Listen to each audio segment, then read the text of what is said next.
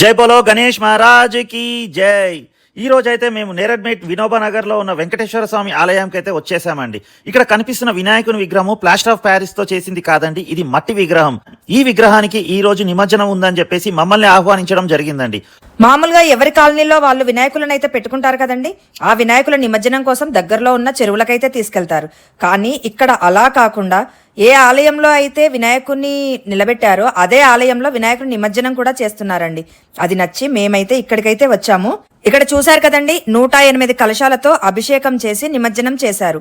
ఇది మాకు ఎంతో బాగా నచ్చింది. అందరూ కూడా భక్తి శ్రద్ధలతో కలశాలను పట్టుకొని ఆలయం చుట్టూ ప్రదక్షిణం చేసి ఆ తర్వాత వినాయకుడికి అభిషేకం చేశారండి.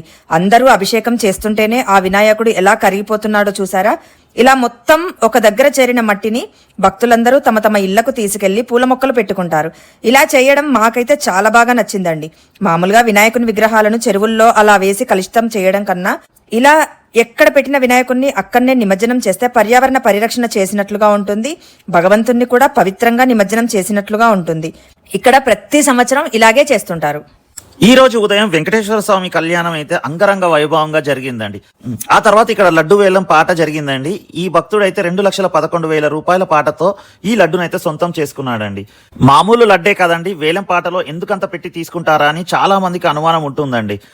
వినాయకుని దగ్గర 9 రోజుల పాటు పూజించిన లడ్డుకు చాలా శక్తి ఉంటుందండి. అది మనం తీసుకుంటే మన ఇంట్లో అన్ని శుభాలే జరుగుతాయని ప్రజల నమ్మకం.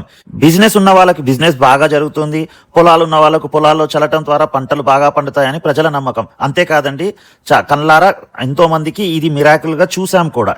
ఈ రోజైతే భక్తులు చాలా అధిక సంఖ్యలో పాల్గొన్నారండి. వచ్చిన భక్తులందరికీ అన్నప్రసాద వితరణ అయితే చేశారు.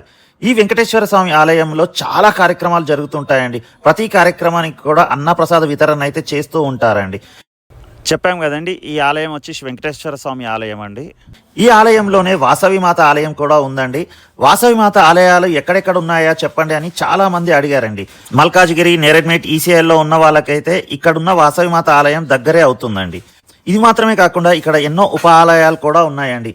ఈ ఆలయ కమిటీ మెంబర్స్ అయితే చాలా యాక్టివ్ గా ఉన్నారండి. ప్రతి కార్యక్రమానికి కూడా చాలా సిస్టమేటిక్ గా నిర్వహిస్తున్నారండి. ఈ ఆలయానికి ఎవరైనా భక్తులు రావాలనుకుంటే, లొకేషన్ అవి ఇవి కావాలనుకుంటే అయితే వాళ్ళ మొబైల్ నంబర్ అయితే స్క్రీన్ మీద ఇస్తున్నాం చూడండి. అడ్రస్ మరోసారి చెప్తున్నాను చూడండి. ఇప్పుడు నేరడ్మేట్ వాయుపూరి ఉంటుంది కదండి, దానికి ఆపోజిట్ సైడ్ లో ఉంటుంది నేరడ్మేట్ వినోబా నగర్ అండి. ఇది వెంకటేశ్వర స్వామి ఆలయము. గూగుల్లో సెర్చ్ చేసినా కూడా వస్తుందండి. దగ్గరలో ఉన్న వాళ్ళైతే ఒకసారి ఆలయానికి వెళ్ళి దర్శించుకోండి. జై గణేష.